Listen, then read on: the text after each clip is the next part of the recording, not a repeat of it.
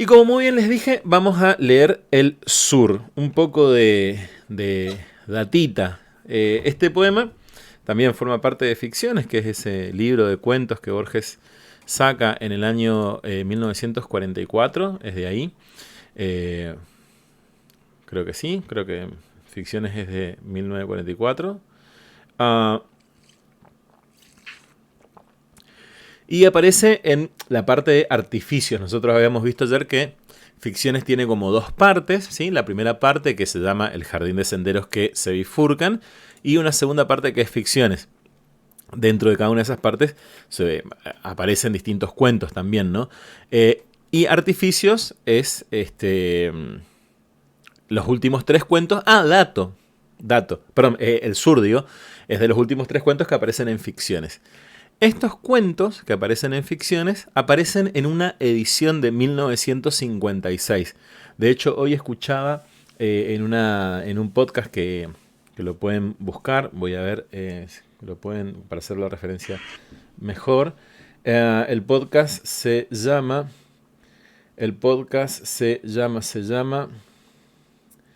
Borges, una introducción. Ahí lo van a poder encontrar.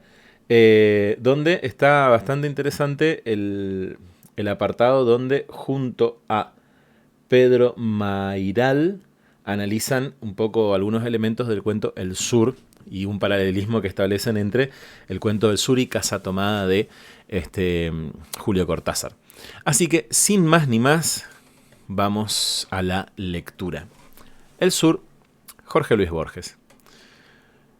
El hombre que desembarcó en Buenos Aires en 1871 se llamaba Johannes Dallmann y era pastor de la iglesia evangélica. En 1939, uno de sus nietos, Juan Dallmann, era secretario de una biblioteca municipal en la calle Córdoba y se sentía hondamente argentino. Pequeño dato, Borges también trabajaba en una biblioteca municipal. Su abuelo materno había sido aquel Francisco Flores, del 2 de Infantería de Línea, que murió en la frontera de Buenos Aires, lanceado por indios de Catriel en la discordia de uno de sus dos linajes. Nota, el abuelo de Borges también había muerto en un ejército, formando parte de un ejército, etc. Juan Dallmann, tal vez impulso de la sangre germánica, eligió el de ese antepasado romántico o de muerte romántica. Un estuche, bueno, voy a volver a leer esta parte, ¿sí? Su abuelo materno había sido aquel Francisco Flores, del 2 de Infantería de Línea, que murió en la frontera de Buenos Aires lanceado por indios de Catriel. En la discordia de sus dos linajes, Juan Dallmann, tal vez a impulso de la sangre germánica, eligió el de ese antepasado romántico o de muerte romántica.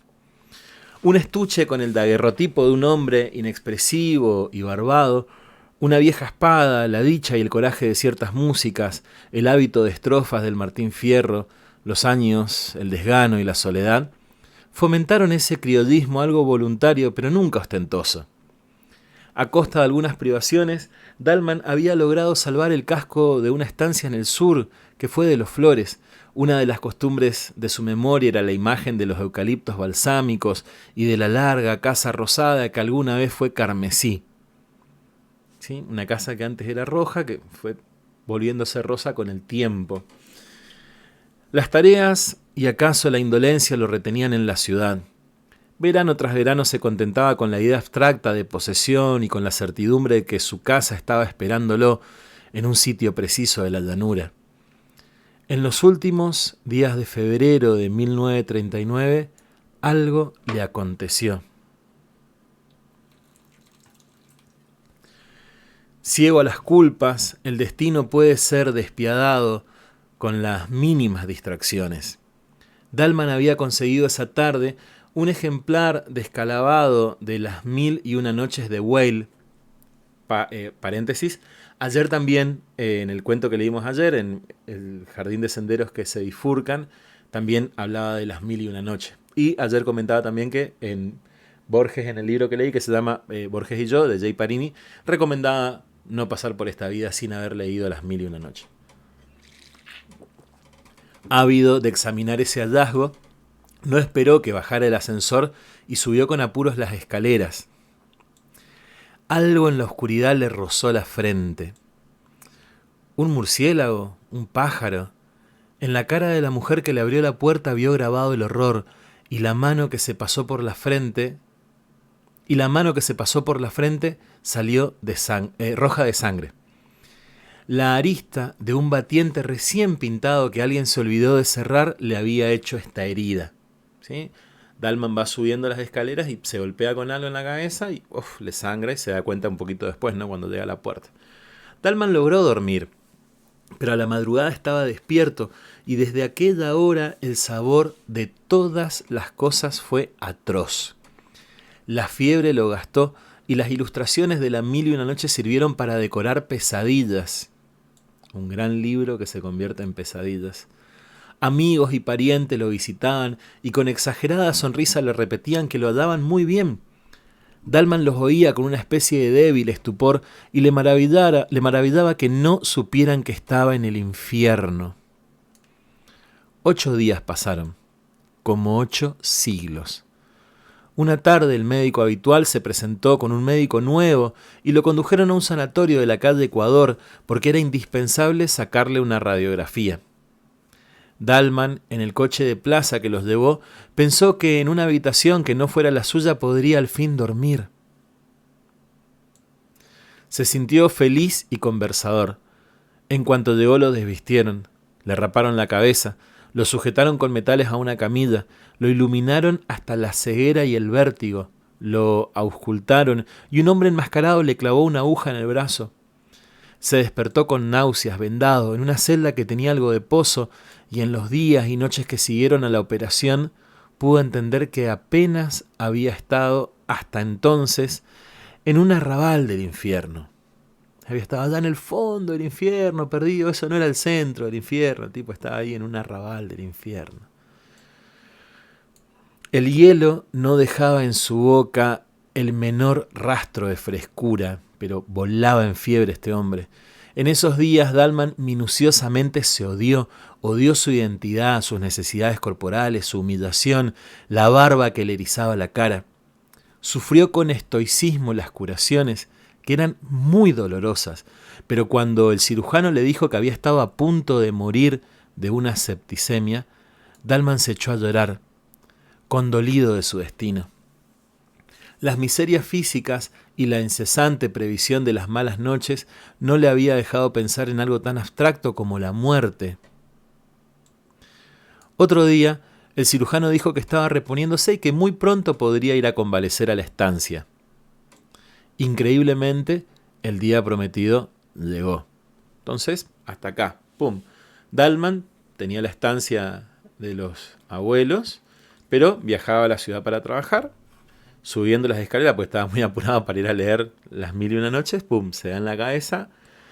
Un accidente menor se convierte en una pesadilla de 8 siglos, 8 días, y atraviesa una septicemia, ¿sí? Una infección generalizada. Logran salvarlo. A la realidad le gustan las simetrías y los leves anacronismos. Dalman había llegado al sanatorio en un coche de plaza y ahora un coche de plaza lo llevaba a Constitución, ¿sí? La estación de trenes.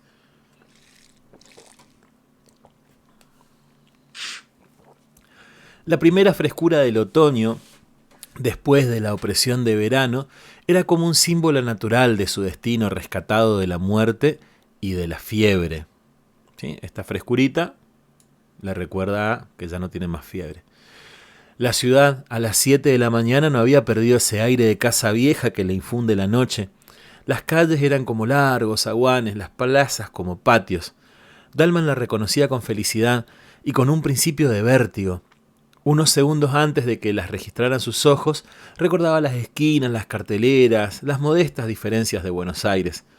En la luz amarilla del nuevo día, todas las cosas regresaban a él. Nadie ignora que el sur empieza al otro lado de Rivadavia. Dalman solía repetir que ello no es una convención y que quien atraviesa esa calle entra en un mundo más antiguo y más firme. Desde el coche buscaba entre la nueva edificación la ventana de rejas, el llamador, el arco de la puerta, el zaguán, el íntimo patio. En el hall de la estación advirtió que faltaban 30 minutos. Recordó bruscamente que en un café de la calle Brasil, a pocos metros de la casa de Irigoyen, había un enorme gato que se dejaba acariciar por la gente, como una divinidad desdeñosa. Sí, habría que ver un poco. Momento, voy a hacer una pequeña búsqueda. Simplemente voy a buscar acá. Vamos a buscar Borges, calle Brasil.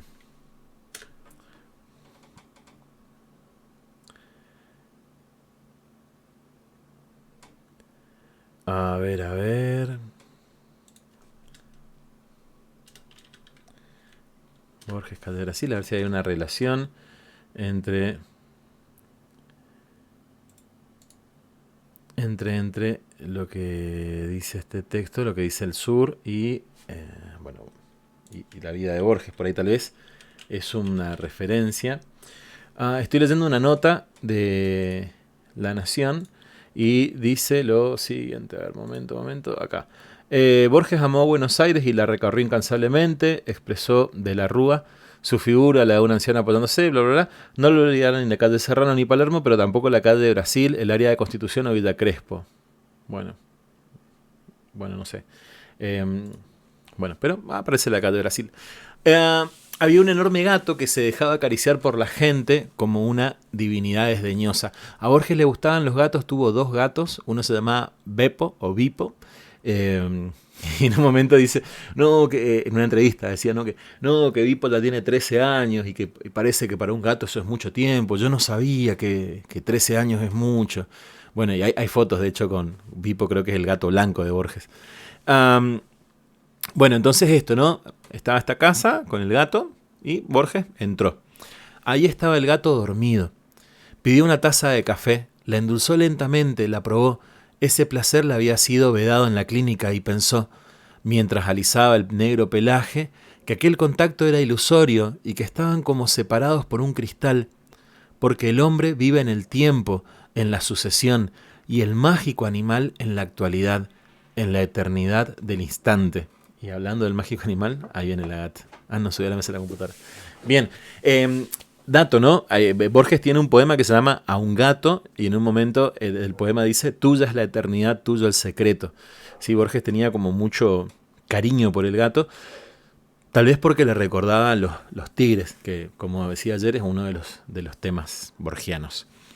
A lo largo del penúltimo andén, a lo largo del penúltimo andén el tren esperaba. Dalman recorrió los vagones y dio con uno casi vacío. Acomodó en la red la valija. Cuando los coches arrancaron, la abrió y sacó, tras alguna vacilación, el primer tomo de Las 1001 noches. Se vuelve a la lectura. Viajar con este libro tan vinculado a la historia de su desdicha era una afirmación de que esa desdicha había sido anulada y un desafío alegre y secreto a las frustradas fuerzas del mal.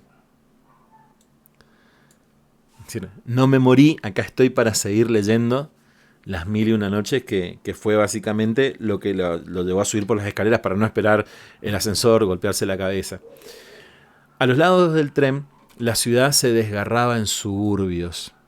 Esta visión, luego la de jardines y quintas, demoraron el principio de la lectura. Dalman iba mirando por la ventana cómo la ciudad se iba achicando. La verdad es que Dalman leyó poco. La montaña de piedra y man y el genio que ha jurado matar a su bienhechor era, quien lo niega, maravillosos, pero no mucho más que la mañana y que el hecho de ser.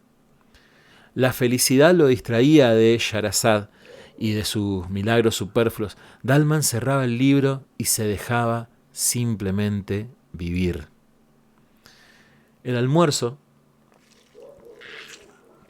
un caldo servido en boles de metal reluciente, como en los ya remotos veraneos de la niñez, fue otro goce tranquilo y agradecido. Mañana me despertaré en la estancia, pensaba, y era como si a un tiempo fuera 2 hombres, el que avanzaba por el día otoñal y por la geografía de la patria, y el otro, encarcelado en un sanatorio y sujeto a metódicas servidumbres. Entonces sentía esa dualidad de ser el que viaja al sur, pero también ser el que estaba ahí a la sombra de la muerte. Vio casas de ladrillo sin revocar, esquinadas y largas, infinitamente mirando pasar los trenes. Vio jinetes en los en los terrosos caminos, vio zanjas y lagunas y haciendas, vio largas nubes luminosas que parecían de mármol, y todas estas cosas eran casuales, como sueños de la llanura. ¿Sí? Acá hay otro elemento interesante, como sueños de la llanura. También creyó reconocer árboles y sembrados que no hubiera podido nombrar, porque su directo conocimiento de la campaña era harto inferior a su conocimiento nostálgico y literario. Alguna vez durmió y en sus sueños estaba el ímpetu del tren. Ya el blanco sol intolerable de las 12 del día era el sol amarillo que precede al anochecer y no tardaría en ser rojo. También el coche era distinto. Cambios. No era el que fue en Constitución al dejar el andén. La llanura y las horas lo habían atravesado y transfigurado. Afuera, la móvil sombra del vagón se alargaba hacia el horizonte. No turbaban la tierra elemental, ni poblaciones, ni otros signos humanos. Todo era vasto, pero al mismo tiempo era íntimo y de alguna manera secreto. Ya se metió en la inmensidad de la pampa, que va hasta donde el ojo ve, y eso inmenso también estaba ahí, era como cercano. En el campo desaforado a veces no había otra cosa que un toro. La soledad era perfecta y tal vez hostil, y Dalman pudo sospechar que viajaba al pasado y no solo al sur. De esa conjetura fantástica lo distrajo el inspector, que al ver su boleto le advirtió que el tren no lo dejaría en la estación de siempre, sino en otra, un poco anterior y apenas conocida por Dalman. El hombre añadió una explicación que Dalman no trató de entender ni siquiera de oír, porque el mecanismo de los hechos no le importaba. O sea, se tenía que bajar y ¿qué importa el motivo? Tengo que bajar. El tren laboriosamente se detuvo casi en medio del campo. Del otro lado de las vías quedaba la estación, que era poco más que un andén con un cobertizo. Ningún vehículo tenían, pero el jefe opinó que tal vez pudiera conseguir uno en un comercio que le indicó unas 10, 12 cuadras. Dalman aceptó la caminata. Dalman aceptó la caminata como una pequeña aventura. Ya se había hundido el sol, pero un esplendor final exaltaba la viva y silenciosa llanura antes de que la borrara la noche, ¿no? Empezaba a caminar, porque chabón, hay que caminar 12 cuadras y se nos hace de noche. Menos para no fatigarse que para hacer durar esas cosas, Dalman caminaba despacio, aspirando con grave felicidad el olor a trébol. ¡Wow! Lo que es volver de la muerte, salir una septicemia que yo hubiese caminado muy rápido. Dalman iba tranca, palanca. El almacén alguna vez había sido punzó, pero los años habían mitigado para su bien ese color violento. Solamente quiero chequear, para no decir una barbaridad, quiero saber qué color es punzó. Color punzó. ¿Es rojo? Como si fuese un... Sí, es un rojo. Sí, de hecho, bueno, la divisa punzó era la divisa roja que tenían los Juan Manuel de Rosas y demás. Así que, bien, entonces esto. Este almacén se había convertido en punzó y se había desgastado el color, ¿no? Algo en su pobre arquitectura le recordó, un grabado en acero, acaso de una vieja edición de Pablo y Virginia. Atados al palenque había unos caballos. Dalman adentro creyó reconocer el patrón. Luego comprendió que lo había engañado su parecido con uno de los empleados del sanatorio.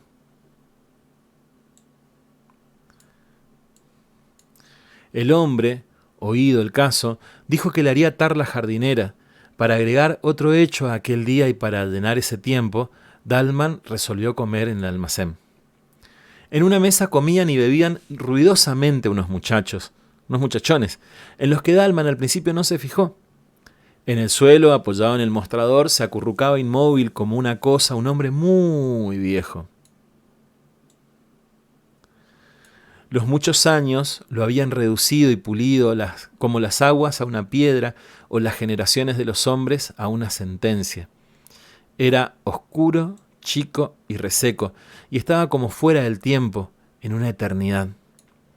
Dalman registró con satisfacción la vincha, el poncho de bayeta, el largo chiripá y la bota de potro y se dijo, rememorando inútiles discusiones con gente de los partidos del norte o con entrerrianos, que gauchos de esos ya no quedan más en el sur. Y aparece ahí un viejito de la eternidad que está ahí en el suelo y ese representa para Dalman el gaucho que ya no está, el gaucho que ya no existe. Dalman se acomodó junto a la ventana. La oscuridad fue quedándose con el campo, pero su olor y sus rumores aún le llegaban entre los barrotes de hierro. El patrón le trajo sardinas y después carne asada. Dalman las empujó con unos vasos de vino tinto. Ocioso, paladeaba el áspero sabor y dejaba errar la mirada por el local, ya un poco soñolienta. La lámpara de querosén pendía de uno de los tirantes. Los parroquianos de la otra mesa eran 3. 2 parecían peones de chacra, otro de rasgos achinados y torpes. Bebía con el chambergo puesto. Dalman de pronto sintió un leve roce en la cara. Junto al vaso ordinario de vidrio turbio, sobre una de las rayas del mantel, había una bolita de miga. Una bolita de pan y se la tiraron. Eso era todo, pero alguien se la había tirado. Los de la otra mesa parecían ajenos a él, se la tiraron y se hicieron los boludos. Dalman, perplejo, decidió que nada había ocurrido y abrió el volumen de Las Mil y Una Noches, como para tapar la realidad. Gran idea esta. Otra bolita lo alcanzó a los pocos minutos y esta vez los peones rieron. Dalman se dijo que no estaba asustado, pero que sería un disparate que él, un convaleciente, se dejara arrastrar por desconocidos a una pelea confusa. Resolvió salir. Ya estaba de pie cuando el patrón se le acercó y lo exhortó con voz alarmada. «Señor Dalman, no le haga caso a esos mozos que están medio alegres». Dalman no se extrañó de que el otro ahora lo conociera, pero sintió que estas palabras conciliadoras agravaban de hecho la situación. Antes, la provocación de los peones era una cara accidental, casi a nadie. Ahora iba contra él y contra su nombre y lo sabrían los vecinos. ¿Sí? Entonces esto, mientras que le tiraban, no pasa nada. Ahora como él sabe que saben quién es y que se va a contar. Dalman hizo a un lado al patrón, se enfrentó con los peones y le preguntó qué andaban buscando. El compadrito de la cara chinada se paró, tambaleándose. A un paso de Juan Dalman lo injurió a gritos, como si estuviera muy lejos. Jugaba a exagerar su borrachera y esa exageración era otra ferocidad y una burla. Entre malas palabras y obscenidades tiró al aire un largo cuchillo, lo siguió con los ojos, lo barajó e invitó a Dalman a pelear. Tipo tiró para arriba y agarró el cuchillo como vení. El patrón objetó con trémula voz que Dalman estaba desarmado.